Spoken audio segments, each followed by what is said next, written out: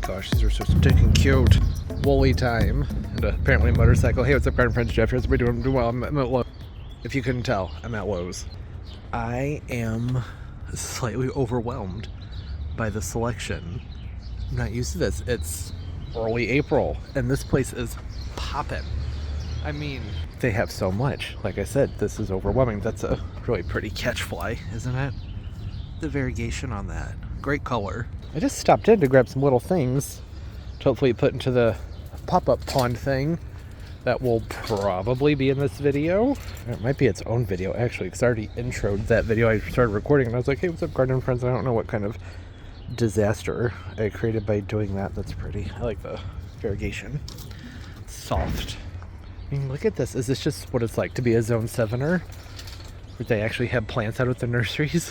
Like, nice plants, too. It's only a few weeks ahead of what I'm used to, but I mean, packed. Lobelia baskets and beautiful begonias and the bacopas. I've been seeing some mandavillas. They had some bananas back there. Lots and lots of evergreens. Trying to not film people. Oh, yeah. Need a new pot. Storm blew over one of my pussy willows. Broke the pot on it. I think that'll do. I think it might look nice to put the fig in one of these clay pots too. And one of those. One of those. I think I'll go with the darker one only because I feel like I don't want too much light colored pottery around. My patio is a very light color and I'm not that clean of a person. All that white makes you think, oh, they've got their act together. I do not. I mean, I do, but you know, dirt happens. I don't want to have to maintain white pottery. Oh, there's a little cordyceps, gardenias, lavenders. I mean, look, there's so much. That'll be a broken record very quickly. Right when I say there's so much, I turn to the one aisle that's not jam-packed. Dahlias and New Guineas and begonias. Very loud country music. Merritt's pink. I don't remember those being this big.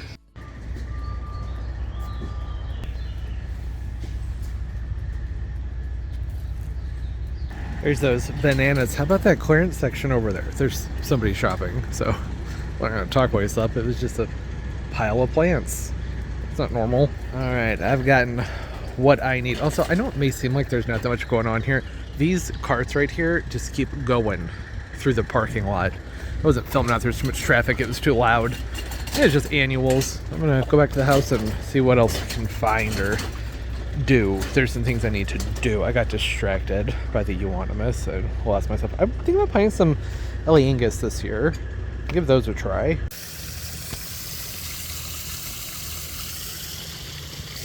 That is absolutely beautiful. I'm at a nursery. Look at the size of those Taylor junipers. Chesterfield Valley Nursery. Oh, so many succulents. Gosh, this Mangave is beautiful. Night owl. Stunner.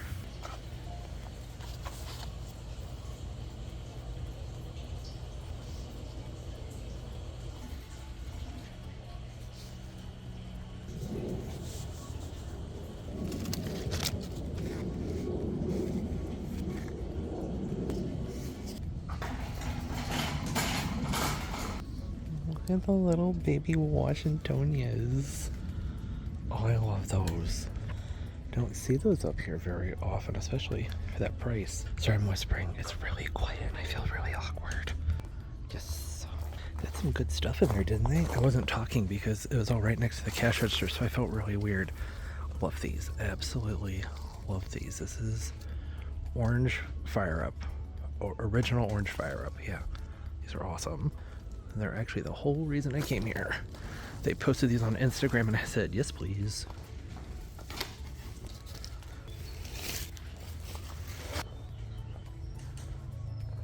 Oh my gosh. Oh. Ooh. Yes, well, no. Don't look too good. There we go. Huh. Okay. I think that's everything. There's another room. I don't know if we'll film in there. It's so quiet. Funny because I usually get all weird about there being loud music at a place, but I just realized that I don't like it. I don't like the silence. I need some sound.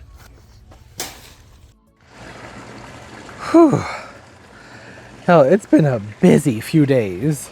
Really, really busy. It's my own fault. I did this to myself. But I was in the midst of filming last week's vlog and 4 other weekday videos at the same time, and I had started filming this video. I knew I had like 40 minutes of footage for last week's vlog, so when I was at Lowe's, I decided, or Home Depot, wherever I was just moments ago in this video, I said, oh, well, this should probably just be for next week. And, so I talked in last week's video. Towards the end, I was just like, my brain is scrambled. I do not remember what's going on with the videos. I've gone ahead and I've finished off some of those shorter videos so that I can clear my brain and get centered again. So I'm pretty sure where we left off in this video, I was at Chesterfield Valley Nursery. I know I didn't say I was going to go there. I think it was at Lowe's. I was at Lowe's and said, I'm going to go home. And instead I went to Chesterfield Valley Nursery. Here's how that happened. I ran to Home Depot, which I do not think I filmed. And there was a Diplodynia there that I really wanted. It was beautiful. Pardon my nails. Been repotting things over here. And with the scan, the barcodes wouldn't work. I went and grabbed another one. Barcode wouldn't work and all that stuff. And I was like, okay, well, no big deal. I just won't get it. And I put it back. It was very far away. It was on one of the racks by the front door, and I was in the garden center, so I had to walk all the way back. And I put it back. And I was like, well, that's all right. I don't need it. And then I remembered, wait a minute. The Valley Nursery, which is not far away from where I was, had Instagrammed these, the ones that y'all just saw me put onto the shopping cart. And I was like, that's perfect. That's what I want. I want those and can support local. And I just love that nursery. So I went there. Those happened.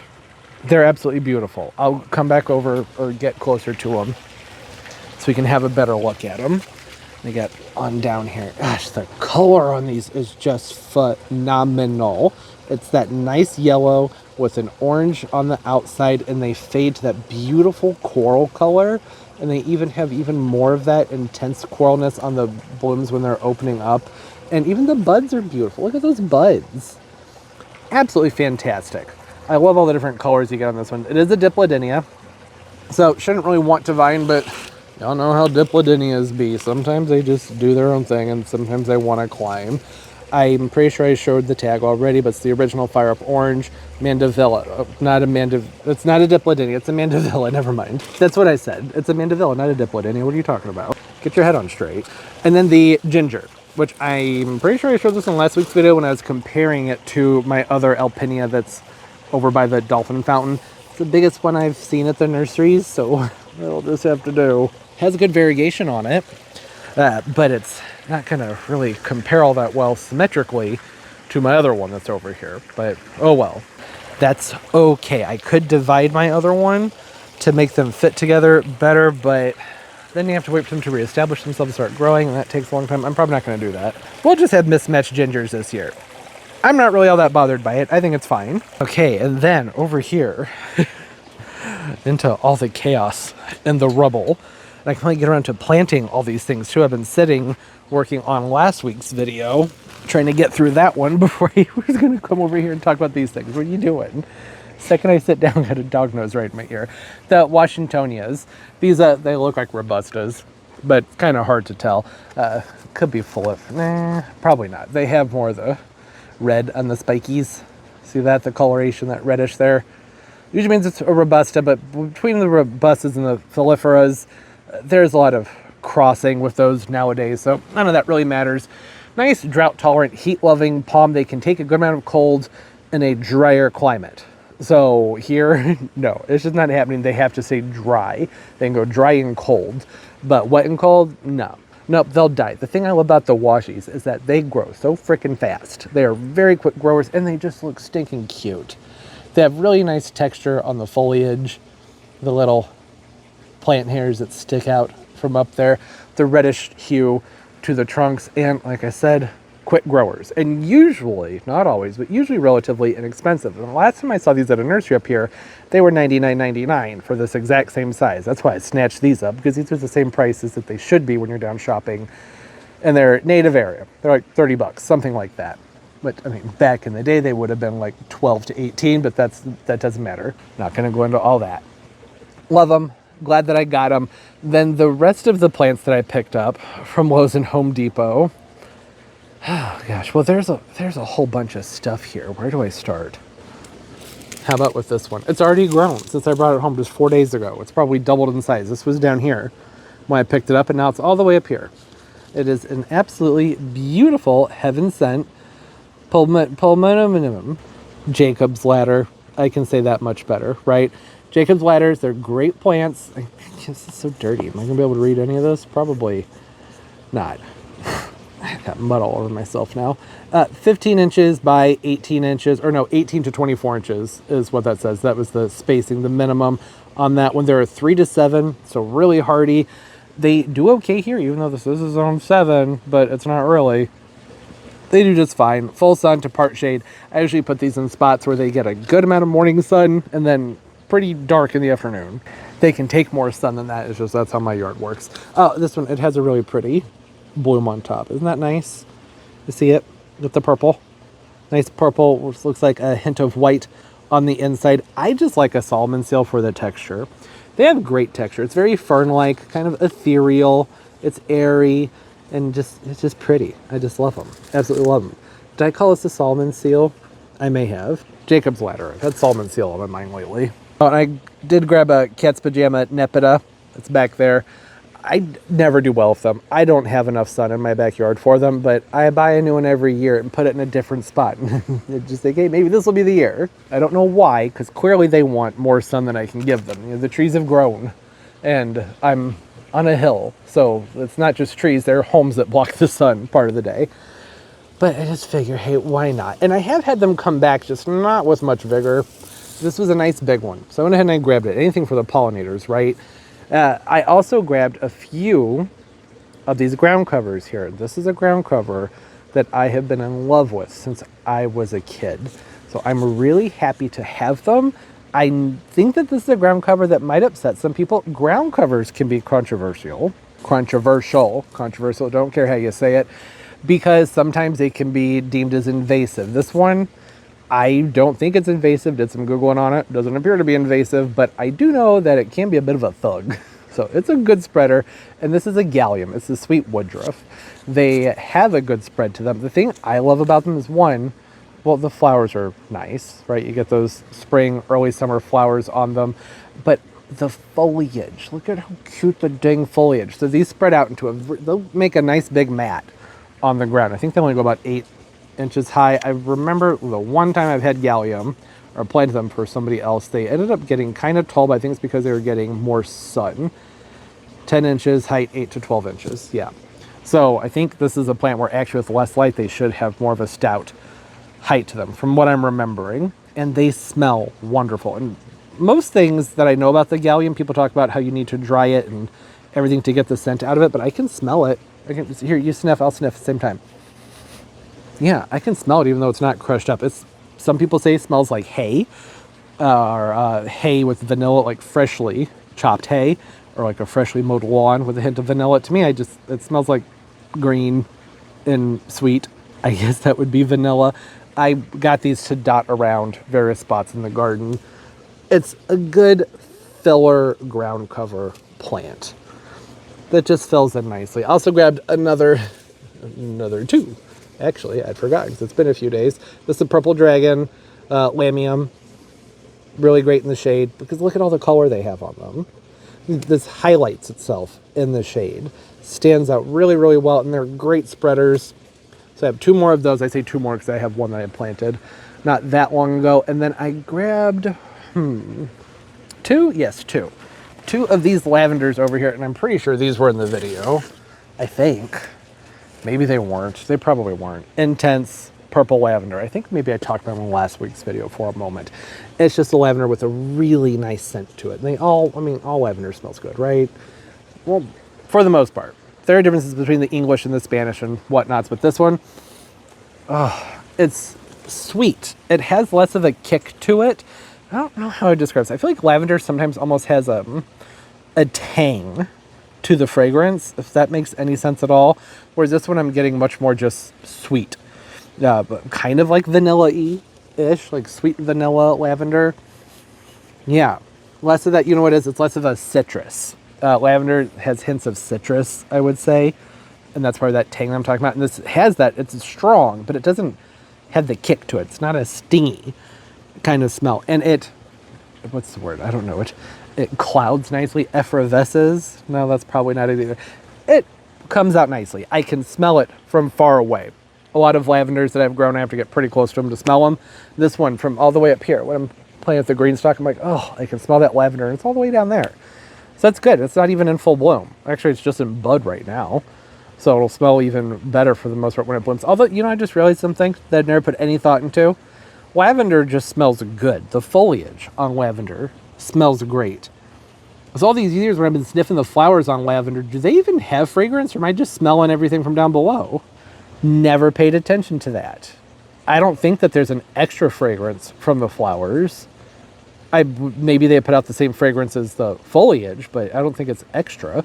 Like in my head, you think of plants like gardenia when they bloom, just whew, it's intense and it all comes from the flowers. But this comes from the foliage, and probably the. I guess I could take one of these off and give it a whiff, but yeah, I mean, it smells like lavender, but it was just hanging out above the lavender. I don't know. If I were to dry it, it would probably smell like lavender.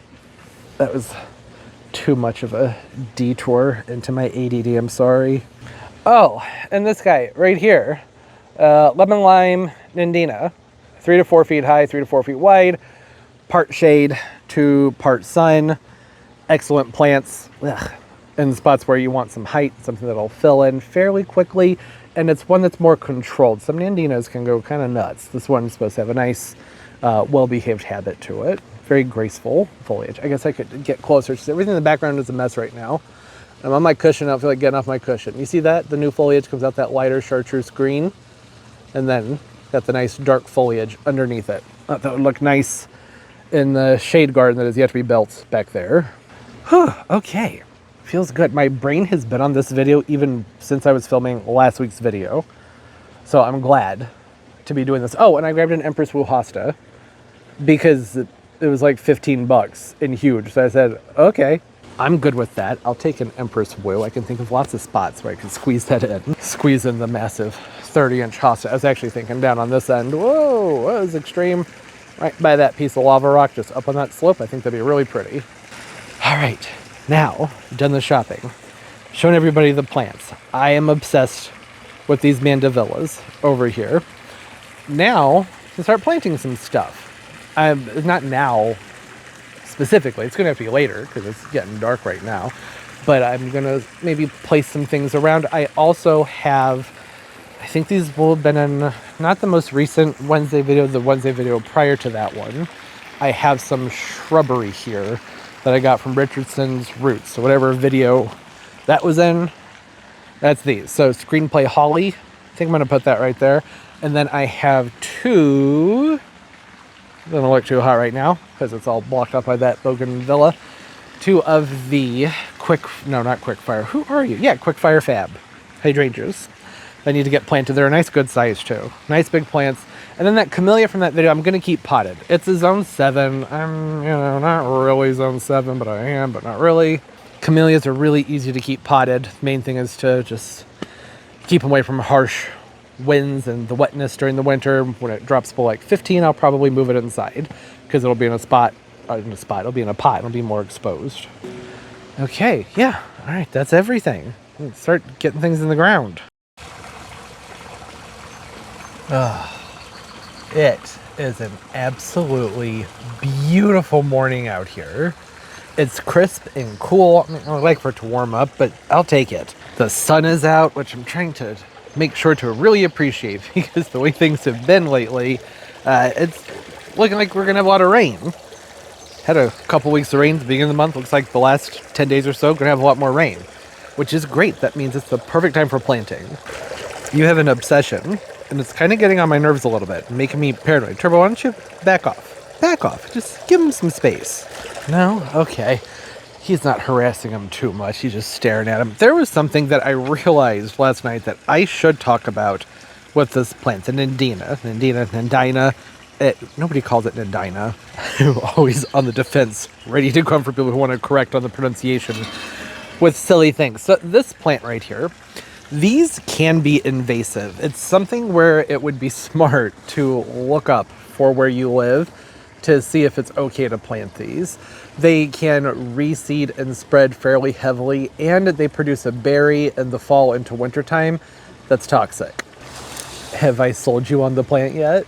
All right, where I live, they don't tend to be invasive. Although on MoBot, Missouri Botanical Gardens website, they do have a disclaimer saying that while they're typically invasive in the southern states, I'm paraphrasing, I don't remember what they said exactly, but the gist of it was these are invasive down south and have a potential to be invasive in the area. And like there may be some that have spread to some areas. I don't really know. I found it to be confusing, but generally when I see something for sale, I just assume, oh, it's okay to plant this, but that's not always the case. Typically, with toxic plants, or I don't really worry that much about toxic foliage, except around, well, my nephew, when he gets to that age where he's putting everything in his mouth. He's already putting everything in his mouth, but he's to the age where he's walking around, and he'll be out here more often. I'll be having my eyes on him at all times. But typically, animals, other than humans, are usually smart enough to not chew on toxic plants. Usually. Not always. There are exceptions, and mistakes can happen too. I know this is going off on a side thought here. Like the sago palms, those can be really dangerous after the hurricanes and stuff like that because all their little bits and pieces get blown around into the rubble, and dogs go out and they're sniffing all the rubble and munching on things, and they can pick up parts of those palms, even the seed from the inflorescence that they produce, and those get blown around mistakenly, and it will kill them. Doesn't always kill them, but it's a really bad one. This right here, as far as the berries are concerned, I didn't think much of it because, well, I have yews everywhere.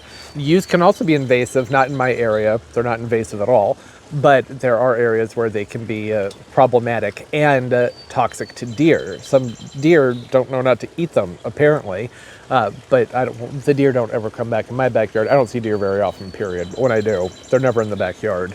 They're running around the street. Got street deer here.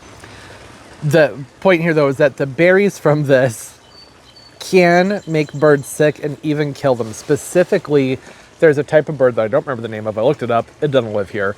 That is more prone to eating these, and they've been found to have toxicity from the berries. So I would recommend just doing your research before you plant the nandinas. It's, plant responsibly kind of thing. That's why I thought I should mention all of that these can be a problem, specifically down south as far as spreading. So I wouldn't plant them if you live further down south. In St. Louis, we're just kind of on the cusp. We're like the most northern point of the south, the upper south. They don't spread here. According to MoBot, apparently they have been found in some areas, but I can't find anything to substantiate that. So I'm not that concerned about it. And you can always, if you just have a couple of them, I wouldn't use them for hedging or anything like that if you're concerned about the birds, but you can always just prune off the seed heads in the fall, and you don't have to worry about the berries. So it's one plant. That's a perfectly manageable task to do. It's not something that I think will get away from me. I don't remember the berries from these being like all that fantastic to look at anyways, so I don't mind pruning them off, even though I highly doubt the birds will be picking on their berries. Why run the risk? That's why I was saying with the yews. They produce a berry, but the wildlife just knows not to fuss with it, except for apparently deer in certain areas. Not a problem here, like I said, that's other places, but sometimes the animals don't know. So instead of running the risk, I figured just cut the fruits off of these, cut the flowers off really, so that they can't even go into fruit, then I don't have to worry about that. Okay, that's better. I would have felt bad if I hadn't mentioned all that. Those are things that you should know when planting things up, and I don't always have the time to look up the invasiveness of every single thing that goes in the garden. But I remembered with the nandinas that was something that I had heard about from other people who live down south, and I thought, well, okay, I should probably do some reading on this to be sure and then talk about it. So there you have it. The irony between planting all of the natives last week and then switching to something invasive this week. It's always nice to be well-rounded and have some juxtaposition. Hi, are you bored with your friends? I was cleaning your eye bugs. To say thank you. I don't enjoy doing that. There you go. There you go. Good boy. You can go see your fish. No, not the pool. You can go see your fish. Yeah, but no pool. We're not doing pool. No pool today. It's too freaking cold. Like, it's a nice day, but this breeze is brutal. When it's 52 degrees outside, the breeze feels harsh. What do you want? What do you want from me? We're not going swimming. It's not happening. All that being said, I have debated just keeping it in a pot until I can find out some more information about the invasiveness of it. But I can't find anything other than Mobot saying that it's potentially invasive in the area. Potentially doesn't mean that it has been. So I don't know. I'm also not in as warm of a spot as St. Louis City itself. So maybe that makes a difference. I don't know. Probably better to be safe than sorry, and I'll just put it in a nice decorative pot. And I'm fine with that. It'll still look really nice. Actually, I think it'll look beautiful in a decorative container, and I'll just treat it like I do the camellias and the Fatsia, the plants that can stay out most of the year, but not all the year. When they're in a container, I won't want this to be outside all the time, even though it's a good plant for zone 6. Okay, I'm gonna pick some stuff up and get it in the ground. To figure out where things are going first. That would probably be the best place to start. I'm really looking forward to all this because, well, we have, like I said, about 8 to 10 days of rain coming up, which can be disappointing, but perfect time for planting, right? Get a lot of stuff in the ground, and then it's going to get rained on for like a week or two. That's such a good way to get the plants up and going and started. So as far as these quick fire fabs go, I was thinking I kind of want to put them where I put the berry white hydrangeas. I won't have to dig a hole for them. I can just pull the berry whites up, no problem. The advantage to that, or I guess the reason behind it, is I think that color-wise they're going to match the vanilla strawberries better. The berry white has a much deeper, more magenta pink tone to it. You can't really see them that well, but there's a berry white hydrangea right there. Another one over there. It's more into the shade. Very shady. That spot gets more sun during the summer, so I'm not all that concerned about that. They have a similar height, 6 to 8 feet on both. The berry white might go a little bit more than 8 feet, but I'm pretty sure this quick fire fab maxes out at 6 to 8 foot. I think that would be a good size for this location. I think that would look nice with this green play holly right behind it. That nice green screen, the deep foliage. That'll look good with either one, but a lighter color is going to look better with that deep green. And then I can move the Berrylicious. I was thinking over here, but I really don't want to overcrowd things. There's going to be 2 giant alocasias on each side of these stairs in just a couple of weeks. But I could, there's not enough sun on this side of the steps. On that side of the steps, it would be fine. There's 2 not quick fire fabs. What are these? Little quick fires, maybe, in the front. I was thinking about maybe putting the Berrylicious right behind those. And then have like a tall screen of flowering color right there. They'd be really close together, but I would kind of want that because I need to find the tag. I'm pretty sure it's 6 to 8 feet tall and about 4 feet wide. They're supposed to have more of a vase shape to them, or I'm thinking of the berry whites. Let me see here. Do you have a tag on you? I just want to make sure getting the deets right for everybody. That's a nice picture. Look at that. Aren't those beautiful?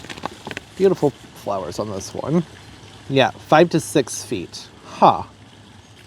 Interesting. For some reason I thought it was more narrow than that. Okay, well, never mind.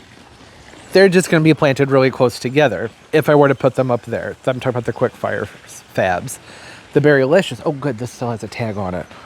We can get it. This one would be easier to get to. All right. Let's see. What is your... Why is this one? Yeah, 4 to 5 feet wide. That's what I was thinking. The berry whites have more of a narrow vase shape to them. Let me double check on that size. Was it 6 to 8 feet? Make sure I got that right over here. It's 6 to 7 foot, 4 to 5 feet wide. So a very similar size, but one just more narrow. And I think that being more narrow would probably be a good thing for up there on that hill if they're going to be planted close together. And I already have the other berry whites planted on that side of the yard down over there.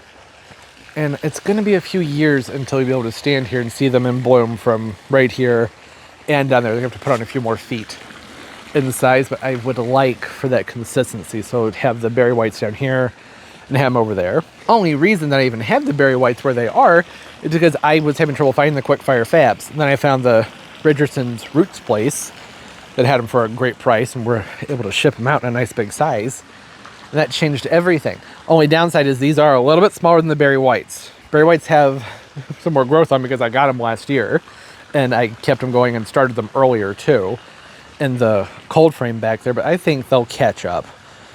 It's a quick fire, so I would imagine that this would be a really quick grower. The other option that I had considered, I don't know if I'm going to do this, this is like the pipe dream idea here, would be to put a berry white or a quick fire right here in this corner, or the screenplay holly.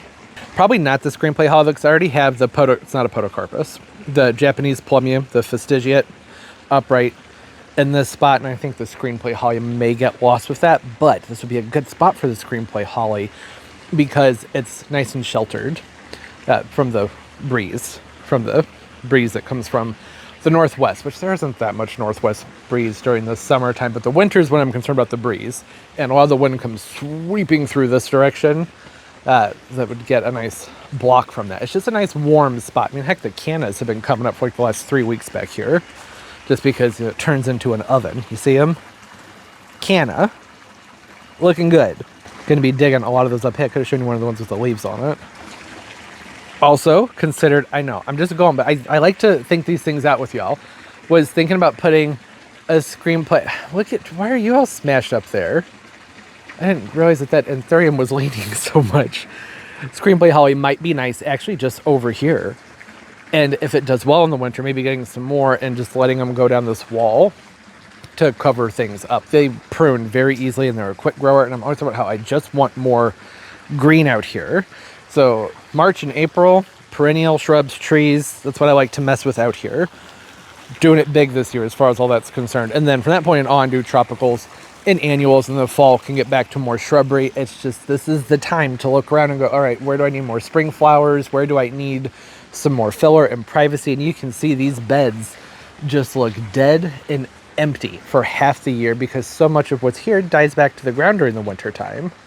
And I'm over that. I would like some more shrubbery and some more green. I probably should have gotten two of the screenplay hollies, but I don't know about their hardiness. So that's why I just stuck with the one and want to see how it does. Maybe right here. That might be a better spot for it. The cannas, I'm probably pulling these cannas out this year, which I'll probably talk more about or had talked about more in the video prior. Because I think the video prior to this one is the 30th, right? So that should be a garden tour, probably. I love these cannas, but it's just too much. I liked the spot when it was somewhat more tidy and the gingers and the sables were the stars, not the giant cannas. So I'm probably going to let these come up a little bit more. Whoa. Had a hiccup there while I was talking. Let them come up some more and move them elsewhere. Maybe back there on top of the hill. So like plant them right behind the hydrangeas, and then, so back there behind the dolphins, there'd be the berry licious, or berry white that is, hydrangeas with those tall cannas behind them. Might look nice. It'll add some screening and some privacy. The hydrangeas are excellent. They're not, 4 seasons of interest typically. I guess they kind of are if you consider the old spent blooms to be interesting. I don't. I think they're messy. But they look nice when they have frost and snow on them. Birds like to pick at them, which is nice. But they flush out earlier than a lot of other shrubs do, typically. This year, not so much. But usually my hydrangeas are like flushed out and ready to go by May. And this year they're just sort of kicking into gear, taking them a while. So I guess my point there was, even though it's not an evergreen, which is what I would prefer to have up there on the hill, I think this would be nice because it's going to flower. It's going to look nice on both sides of the fence, trying to be a considerate neighbor. Although if I put those cannas behind them, nobody's going to be able to see anything from their side. And that's okay. The cannas will be pretty too. Yeah. All right. I think I've come up with a plan. I like the screenplay holly right here, though. I wanted something tall and evergreen in this spot, but it does get, I know this is going to seem ridiculous. The further down you go, the more cool things get in this corner. You can see right here that I didn't protect the bananas this year because I'm going to try a different variety of bananas, so I wasn't going to bother mulching them. But there is still one that started coming up about a month ago. Further down you go, the warmer it is. Further you go this way, more exposed and more cold, and you jump this path and it's frigid over there. Very cold on the other side of the path. So maybe bumping it out. I don't want to center it because I already have the magnolia that's may or may not be staying here in that center spot there. I think that would look nice. I also have a climbing rose, or a bunch of climbing roses I was planning on putting along this wall. But I need to think that through. I'm going to take a minute. I have to look up the sizes of my roses and get to work. Nothing's ever easy, is it?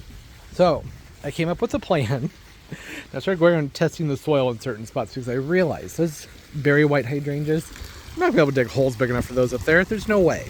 Not a chance. It's all gravel and rock and pipes. It's just not going to work. Then I remembered that I have this firelight hydrangea over here, and I just plopped it in the ground when it came in the mail. And I'd mentioned when I planted this that I might be moving it, and I think I'm going to. So the thing I like about the firelight hydrangea is it limbs up real nicely, so you can clean up the lower portions and have a really beautiful canopy above it because it has more of that vase shape to it. And I don't want that right here. So I have the Catalpa right here. This would be a better spot for a quick fire fab because you can prune them up and keep them nice and bushy. I could keep it right about 4 foot, 4.5 foot right here instead of letting it go to 6 foot. You can still see through that window. About halfway through, the Catalpa will be up above everything. I think it's got a big root ball on it. So I was thinking to put that in the spot that where I think it would look the most beautiful in the garden and just in general to show off that plant. And its best glory would be right over here because I could let it grow up, you know, go about 6-8 feet high, somewhere in there, and keep it limbed up down low, right, or cleaned up down low. Let the top third, 2/3 have all the foliage and the flowers on it. Let things be open down here. That means more space for plants, right? That'll be great. Perfect. Nah, nope, nothing's that easy. I found a giant flagstone under here. This thing's huge. Look at this. I don't know, is it showing on camera? I can't see the screen. It's too sunny. So, gonna move that. I forgot that there was flagstone here because the hose reel used to be back there. That's where the hose reel is supposed to go. So this needed to be done anyways, but it's turned into a much larger project because now I'm excavating the stones out from here. Probably the best thing to do would be to go through and clean everything out and get things nice and level again. I'm not going to do that. That's way too much work. I'm going to lift this up, try and find the others at some point, not right now, and just lay them back on top. I'm going to let them go up with the garden instead of letting the garden go on top of it or replaning everything. No, not doing that. This alone is going to take a while. I've already got the bulk of it up, but I keep finding like new areas it's stretching out into. Did I ever finish my thought? I don't think I did. Yes, the firelight right here, quick fire fab down there. The other quick fire fab I wanted to, oh shoot, I already forgot where I was going to put the other one. Yeah, well, I'll remember eventually. Screenplay holly right over here or right there. You see, the problem is, or problem I have is, let me get y'all set up here before I start talking. Is that good? Are we in frame? Figured I'd bring y'all along on the tripod. That way you can enjoy my misery while I'm at it. I was tempted to just say, okay, well, won't plant anything here. But I now have it set in my head that I want this plant right here. I think that's going to look absolutely beautiful in the spot someday. So now I can't seem to get it out of my head. The stone looks like it's bowing. It is. Oh, it's broken. Oh, well, that works out. I'm okay with that. It can be broken. That just makes this easier for me. Okay, I should put on gloves. This thing is slimy. Oh my gosh. That's a big, wet, muddy flagstone. Ugh. And no, I do not know where I'm going to put it. For right now, I think it'll look really good right there. That's the perfect spot for that. That's where it was meant to go. Yeah, perfect.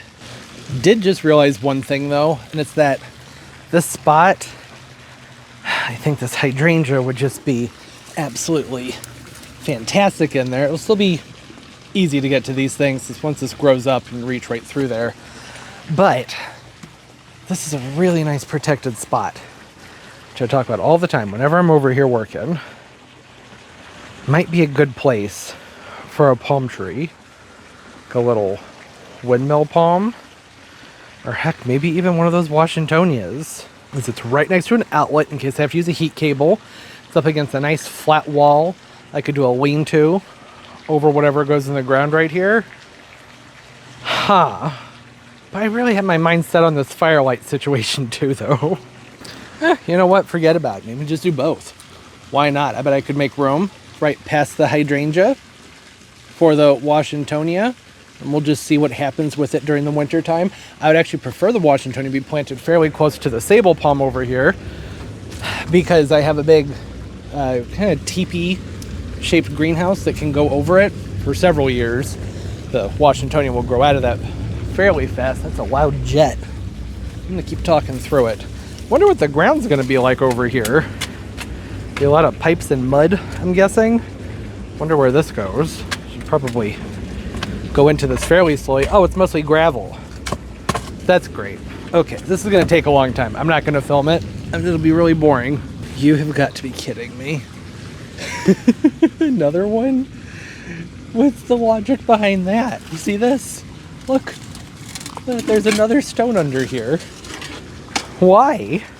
So it looks like it's some kind of square brick of some kind. Wonder what the thinking was here. You know what? I think this is a piece of the old patio. It's like aggregate of some kind. Wow. Okay. Well, that's I don't doubt that's a piece of the new patio. Or the old patio. It's a perfect square. Seems unlikely. I watched the old patio get torn up with a backhoe, picked the whole thing up and just drove off with it. So doesn't seem likely. Oh, I am knotted up here. That there'd be a piece that's a perfect square like that, but I don't know. Maybe. What else are we gonna find under here? Is there gonna be any more? Any more stones? Oh, that was a close one. If you watch my videos, you've heard me talk about how there's plumbing and pipes and drainage everywhere. Well, this is why you dig slowly. It's a big, I think, 4-inch piece of PVC down there. Went very slow. I think that I can get the hibiscus right on top of that. Might stick up a little bit. Not hibiscus, hydrangea, but it's a hydrangea, right? So if they're extra cold hardy, I'm not worried about being planted a little bit high. It'll settle itself into place. It does have me having second thoughts about putting the Washingtonia right over there. I don't know. I'll figure that out. All right. That's actually the perfect planting height. Hole's the perfect size. Might be an issue with it growing in front of the meter. I don't know. If it is, it is. It's my nice way of saying I don't really care. You can reach through it. You'll be able to see through it. It'll be fine. I'm not going to do the Washingtonia next to it because I kind of like the ones I have as a pair.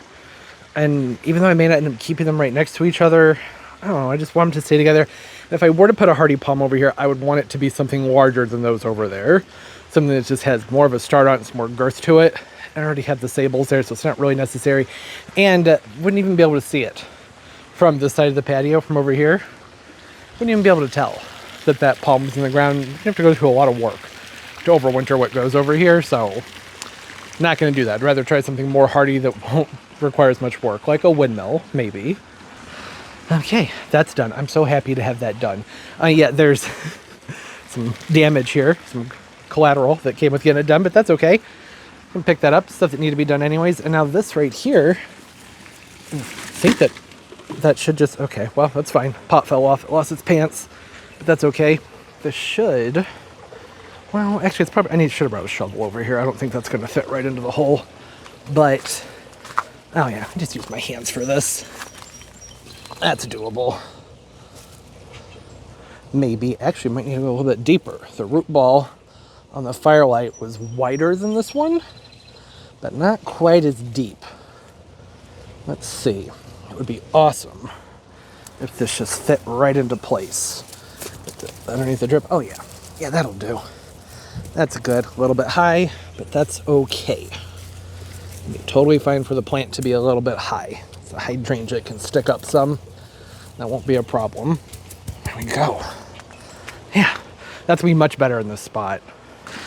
So, thinking here that I'm going to have the two berry whites on each side of the fence, strawberry vanilla right there, Firelight up here with the bottom of it cleared out. The Firelight's more white, but it will get that pinkish red hue to it eventually. Then be able to see the Quickfire Fab over here, berry whites up there on the hill. Then the other Quickfire Fab, I'm going to try. Don't know if I'll be able to do it. But I'm thinking up here would be a good spot for it. And right up here, right behind these two little dwarfs, what are they? Save the tag. Little Lime Punch. Yeah, so you'd have the Quickfire Fab right above those. That would create just a big wall of hydrangea flowers. Quickfire Fab will start off first. That was one of the reasons I did also want them spread around. So it'd have the Fab here and the Fab over there because they are earlier to bloom. The appeal to them is they're earlier to bloom than most other botanical hydrangeas. So have that color over here, have that color up there, and then we'll start to see everything else flush out in a circle around us. And I think that this staggers the color fairly well. So have that more weeping habit from the older variety, the vanilla strawberry, the deeper tone that I said I didn't think would go together, but I think it will be okay since I'm going to have the firelight over here that's a slightly different tone, and then the fab behind it that looks intentional, because it is intentional, looks planned out. Not planned out. If it were planned out, then I would have put the fabs over there to begin with, but I think that this is good. So if the fabs were on each side of the fence here, then it would be the fab flower, the vanilla strawberry, which looks similar, but a larger flower, and then the berry whites back here, which I think would seem off balance. So this way, yeah, I think this is good. Everything's going to go together really well. And isn't that going to look nice? It's going to take a few years for it to get the size on it. Just imagine that tall, open habit from the bottom of the hydrangea with the cascades of those flowers on top. The firelight hydrangea has a slightly more open habit on its panicles, on those big bloom heads. So there's something really just airy and nice about them. I think that's going to look really good there. And then once it puts on some height, I can plant from here. I can take this all the way around, which is something I've always wanted to do, would be divide up this Crinum lily and spread it around, or do something else down low. Not too much, because I want to keep this flagstone here, but I'm going to need to re-level it and position it out in a spot where I can get the hose reel back over here. Eventually the hydrangea will be up above the hose reel. I know the hose reel's not attractive, but it just is what it is. Got to have a hose out here, and I don't want a hose link or a retractable. They're not long enough. The hoses aren't thick enough. I know hose reel has hose link, has a 100-foot hose now, but it's too small. My water pressure is awful. Anything below 3/4 just won't do it. There's just no way. It takes too long to water. So I have to have a hose reel. So it'll be nice to have a spot for that and get some stuff planted. Yeah, this is good. Oh yeah, I still need to do this guy over here. Okay, change of plans. Maybe. I don't remember what I was talking about just a few minutes ago. Been busy digging. Forgot what I was saying. I mean, I know that I'd mentioned the placement of the hydrangeas. That was probably the last 5 or so minutes of the video. Here's what I think I'm going to do. This spot up here, excellent drainage. Sometimes the drainage is too good. And I'm thinking that this would be a great spot for an evergreen because, you know, privacy. I haven't wanted to put up a hedge over here because I felt like it would be rude. They always talk about how they love the view and everything during the summer. But y'all know I miss my privacy. I have this emerald feather right here. Its pot came off. It's behind me. It's on the patio. They have a nice stature to them. They're kind of like a miniature Taylor juniper. Not quite the same color, but I believe they go like, I don't know, 12 feet tall, about 3 to 5 feet wide. I don't have its tag anymore. I'm pretty sure this is just a sale tag that's on it. 3 to 8, 12 feet tall, 5 feet wide. All right, so not as narrow proportionately as a Taylor, but I think that's even better. Just 12 feet high and 5 feet wide, so it's not going to be like a rude obstruction, you know? I shouldn't feel that bad. I mean, they screen themselves off from the other people, right? And I always want more evergreens. And I have the one, this used to go. There were two, that's why I said these. And these Miami planters during the winter, but I lost one during a drought last summer. And I was going to pick another one up at the nursery, which actually was at the beginning of the video, probably mentioned it at some point. And they had them, but they were about 2.5 feet shorter than this. And I was like, if it was a pair in the ground, like say there was one on each side of these steps, fine. They'll match up eventually. But in the containers, I think that just worked really weird. And they're like $100, so I didn't want to do that. And figure something else out with these in the winter, or just do nothing in the winter. I would be fine with that. It makes more sense to go ahead and get this in the ground. It's been in the container for 2 years, third year. Should go ahead and get it in the ground. And the spot where it would go has been difficult. And that's what actually got me thinking about even doing this, because this hole back here did not want to get dug. I can't go very deep. It's just gravel and drainage everywhere, but I can dig a bigger hole right here for the quick fire fab. That'll come up over everything in the spot and look nice. I think from both sides that'll look very nice. Eventually this magnolia will be up and above it, but that's gonna be out a long time. This magnolia is just a twig. And I think that these are good feral conditions for the juniper. So I'm gonna give that a try. I think I'm gonna have to still get these holes a little bit bigger. I've been going at it for a good 30 minutes. Digging through gravel sucks. All right. Ready for it? Is my mic on? Yes. What do we think? Huh? Okay, yeah, you can't see the hydrangea yet. You wouldn't really have been able to notice it anyways. You can sort of see the lump of green back there. That'll be up. And above everything will be an elephant ear just to the left of it. left of it, just to the left of it. And then emerald feather right there, and that'll be, that's already a good 6 feet tall. So it'll double that height and apparently spread out 5 feet. I don't know if that will or not, but I do like it a lot though. The structure of it, let me show you. See from back here? I think that looks nice. Imagine when this is green and it's filled back out. It's gotten kind of sparse, gave that heavy prune a few weeks ago. You come around and they have that tall spire of that nice green juniper. And it's just a better fit for the spot, I think. I mean, there's already hydrangeas there. They require a lot of extra irrigation because it's so rocky and gravelly from like right around there and over the back end, not so much. Pretty boggy back there, but there's a pit. So runs through here that's full of gravel. I figure the juniper is going to be better suited for that because they really like good drainage. They like nice sharp drainage. They don't want to be wet during the winter time. It'll be somewhat sheltered from the winds. If the bayberry actually holds onto its green like it's supposed to, this year it didn't. I don't know why, but typically this would add somewhat of a screen to help prevent winter burn, which shouldn't be much of an issue. It's a 3 through 8, but it probably will be. Junipers, they just have a tendency to burn around here during the winter time. I don't have a ton of spots where I can put them, which is a shame because I do like them, even though I'm slightly allergic to them. I do like them. I think that'll be nice. It's going to really, I think, be a good color. That lighter grayish blue with the green underneath it and the flowers from the hydrangeas. That'll be nice. That'll be really nice when the hydrangeas are blooming. I love the way the panicle or just white hydrangeas look around junipers. There's something, I don't know how to describe it. It just looks good. Screenplay holly. There it is. That's all I have to say about that. I dug a hole, I put it in the hole, added some compost, I made a starter. So that'll have to do. And then, all this. Gosh, I can't wait for these things to grow. Always feels so good to get bigger plants in the ground, things that are going to put on some size. When you're on the annuals are fun too because you know that those are going to reward you very quickly. But every single shrub and tree that goes in the ground is something I'm hopefully able to enjoy for years to come and get to watch them mature, and it just adds interest to the yard for the half of the year when it, looks like this. Oh, it's gonna be so good having something nice and green back there on that wall, just in case the magnolia goes. At least that'll be there. Well, hopefully. It's also marginally hardy. I probably should have picked a more hardy type, but I wanted to try the screenplay. I said because I can't remember what I'm supposed to be doing now. I think all I have left to do is just grab the auger and plant a bunch of little stuff. I am so happy right now. I have everything planted. All perennials are in the ground with the exception of the Nandina, which we talked about. I'm going to do some more reading up on that before I decide whether or not it should go in a pot or in the ground. Basically comes down to, do I feel like cutting off the berries in the wintertime, which I don't think would be that big of a deal, but I want to make sure that I really want to do that before I put it in the ground. Get that, all the stuff that was over here is gone. Not gone, it's been planted. That was a lamium, a gallium over here, gallium up here, Solomon seal over here. I'm thinking this will make a nice green carpet and that feathery texture right above. It's going to look really nice. The Kelly Canthus right above it. There's some other things y'all haven't seen yet, but I'll just hold off on that for the next video. All the natives that got planted in last week's video that I didn't actually plant in the video, but I bought them in the last video. I'm trying to remember to talk about those in the garden tour, which I think will be the video after this one. I'm pretty sure, I don't know. Over here, and I got that flagstone hosed up. I was gonna do some planting over here, and there's more flagstone right over here in this spot right here. I'm thinking it must be this entire spot right here. So that's a project for another day. I'm happy to have the firelight in there. I think the quick fire fab in that other spot. I don't remember if I showed it, so we'll go back over there. Yeah, right there.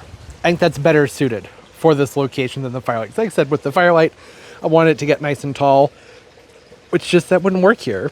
Not a chance, no way, because this guy's here. Why do I want to call it a Sonic Bloom Whitegilla? That's not what this is. This guy, the Chitalpa, go 8 to 12 feet, assuming it keeps its wood in that spot. So whatever goes here needs to be more low and mounded. I think that's a better spot. It can grow up another 2, maybe even 3 feet. Probably let it go about 2 feet so it has a foot to bloom right above it. Yeah. Makes more sense than the firelight. With the firelight, I had a pretty strong feeling when I stuck it there that it wasn't going to be staying there if I could find the quick fire fabs. I think we already talked about all this. Screenplay, just gave that a nice watering. And then I squeezed in, not even squeezed, there's plenty of space here. It's just grass, you can move the grass around. The Asclepias, one of these is, well, there's only one Asclepias over here. Tuberosa type, the native one to where I live. I talked in my last video about how I just struggle with these guys because I can never find the right light for them. And when I see them out growing in nature, like outside of a residence type of area or commercial property, they're usually like right off the side of the highway in ditches and like coming out of rocky spots. So I thought, you know what? Put them in a spot where the sprinkler can't hit. It's really sandy. It drains really well. It's going to have some hot pavement next to it. Maybe it might look a little bit weird coming out of the grass, but I don't really care. I don't care at all. It's a nice open spot for it. There's a rhubarb right behind it, so just keep with the theme of keeping things weird. And cat's meow nepeta over there. Not the pajamas. I think, wait, no. I can't keep it straight. It's everyone gets bigger, which I'm pretty sure is the cat's meow. I wanted cat's pajama. I forgot about that. Bought the meow when I saw it. Since it gets bigger, I put it over there in that corner. I think it should do well over there. Princess Wuhasta. Empress Wu? Why did I say princess? That's not what that's called. Empress Wuhasta. Over here in the corner. That's going to fill in this whole space. Really nice. And I love the foliage on this one. Heavy veining. It's that soft green with a hint of blue in it. Big, big, big plant. I think it'll look good right there. It's just gonna mound well and look very nice. I also have a lamium and a gallium planted right next to each other. I figure the gallium's gonna grow up and kind of move around, and the lamium should creep forward and move around. They're gonna probably intertwine, and I'll have to do some what's it called, perfecting. That's okay. They're both very easy plants to move around, and I wanted to keep on theme. So over here I have a pulmonaria spot on. I'm pretty sure that's that one. And then those ground covers over there. Trying to keep things consistent. Because down here, I also have those pulmonarias and a lamium that I will end up actually probably moving because it's just, there's too much going on here with these tones. But I really like it right here. But I think that it really just, it doesn't go well with the pulmonaria. But, well, there it is. So I put another gallium over here. Want that to fill in this spot. Another one right here to help fill in. Just get that sweet woodruff to fill in this whole area. And then I'll move that lamium somewhere else. I don't know where, but I'll find a spot for it. Always space for more ground covers. Yeah, I did just remember, though, I do still have a few perennials. I thought I was done, but I'm not. Still have the Ponceris back here, but I'm not putting that in the ground until it's done blooming and looks like it's nice and set. I don't know if that makes any sense. Like, it's not gonna drop anything. Does it? You know what I mean? And then over here in the plastic house here, oh, I thought this was unzipped. It's all right. It wasn't very warm today. I'm sure they're okay. I have another nepeta that I totally forgot about until just now. And I'll get it planted another time. Oh, it's thirsty, though. This is a very pretty one called Lemon Perfection. Had this one for a while. Look at how long and stringy it's gotten. I'm going to pull this out so I can give it a water, because I don't think it needs to be in here anyways. We should be done with frost by now. I could probably go ahead and take this thing down, but I just want to wait. I want to wait till you can see the extended forecast that goes to the end of the month, which is just a few days away. And, well, I guess that will be several days ago by the time this video comes out. So far ahead on filming, it feels very bizarre, but had to do what I had to do, right?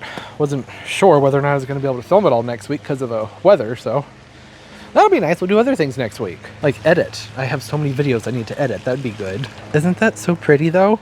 I like the light color.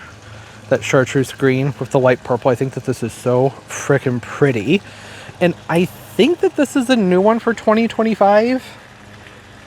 Isn't it? Or is this one not out yet? I can't remember. It's got to be out. It has to be out because I got this from Home Depot. So that's got to be out. I mean, sometimes the growers get things and they ship them off to the nurseries and you can get things a year early. That's happened to me several times. The Bermuda Beach Petunia, awful. I got that one the year before it came out and it sucked. Oh my gosh, that Petunia was awful. I really liked the color on it. I think I liked the color on that one more than the improved one, but the growth on it just was so pitiful. Maybe that's the case with this. I don't think so. You should be able to find this. If I found it at Home Depot, you should be able to find it at Home Depot. And if you just water it, it'll look better than this. It's got a little bit dry in there. You need to go in there and give everything a nice drink, and probably shouldn't be tossing the dang thing all over the place. If it's thirsty, let me set it down here in the shade. I'll give that a drink here before I go inside. The wind is blowing stuff all over the place. Okay, it's out. I looked it up. It was a little bit confusing because they have it listed still as a professional release. It said do not share publicly, but it was listed publicly, so I don't know. Maybe they just forgot to update that page of the website. The Lemon Perfection is supposed to have a nice, tidy, more of a low-mounding habit. It's supposed to be earlier to bloom than other Nepidas. And what did it say? 12 to 18 inches, I think. I really like the growth habit on it. It looks really, really tight and compact, like a mound. Like a squished gumdrop, which that would be a mound. Drought tolerant, and all the fun stuff you gotta love about a Nepeta. I like that it's earlier to bloom. It also says on Proven Winner's site that, this is good to know, less light means better green, which is odd. I always think it's gonna be the other way around. Okay, I'll let him drip out. Good thing I didn't try and plant this one today. It would not have been happy with that. Don't think it would have liked that. Poor thing needed a good drink, so I'm gonna let that sit overnight and I'll get it planted up in the morning. Are you having a good time over here? This is where Turbo lives now. This is Turbo's favorite spot. Yeah, I know I'm talking about you. He's such a good boy. Remember, the Bermuda Beach was not the one that I got on early release or a mistaken release. I think it was a Cupvia. It might have been the Vermillionaire. I'm pretty sure I had that one before it came out, and I loved that one. I think the Bermuda Beach was one where it was just really hard to find, and then I found it, and then I didn't like it. Doesn't matter. The story doesn't change much, so nobody really cares.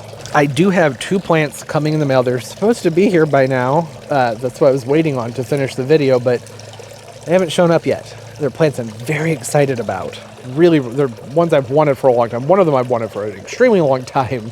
It's a really expensive plant, so I was able to find it in a smaller size for a more affordable price. And the other one is one that I just never see for sale in my area, and when I do, they're a couple $100, and that's just something I won't do. But they're going in place. At least this one of them is going in a spot that I have not been able to plant up in years, and I've slowly excavated a hole and made a spot for it. Cannot wait. I was hoping that would make it into this video, but I guess not. Losing light here. There was something. Oh yeah, I do have some new plants. There's some new plants here. Let's talk about them. Are you going to behave? This tripod is giving me trouble today. So I have here a few things from Etsy. Can you see? You can see that, right? You see what's going on? Everything's there. Different sellers on Etsy. The first one here, which is one that I'm very excited about, this is just a rhizome. Pink Princess Hedychium. You know, I love Hedychiums. They're some of my favorite plants, and the seller listed this one, said it was a nice pink, and I thought, hey, I'll give that a try. The only other pink I've been able to find has been the Elizabeth, and that one's not that easy to get a hold of. This feels like a nice, good-sized rhizome. Oh, yeah. Oh, look at that. Oh, that's a nice, thick chonker. Gonna get a lot of growth out of this year. I'm very happy that half the time I order a Hedychium, if you know what I'm talking about, those are the Hawaiian butterfly gingers. Generally 7B and up. Some of them, mostly the coccinanthums, they tend to be hardier, more towards 6B, 7A with protection. Those are the ones I suggest you try if you want something more hardy. And this should be a coccinnium from what I was gathering. Yeah, it's got some eyes on it. This is going to be great. I think this one, I think it's described as like a 5 to 6 foot, something like that, with a really nice, more of a pink to apricot flower on it. So maybe not that saturated, but I'll take it. Because it's hard to find a nice pink Hedychium, especially with the ones that are the coccinnia type. And then in here, this is a canna. It's a Stuttgart, or so they say. I actually have better luck ordering these Stuttgarts off of places like Etsy than I do from the big bulb companies. When I order them from the big bulb companies, they end up coming up, and they're usually some other random type of canna. So I just grabbed one of those because when I was ordering this over here, I saw that they had it, and I was like, well, we're paying for shipping anyways. May as well go ahead and get a Stuttgart. They're awesome.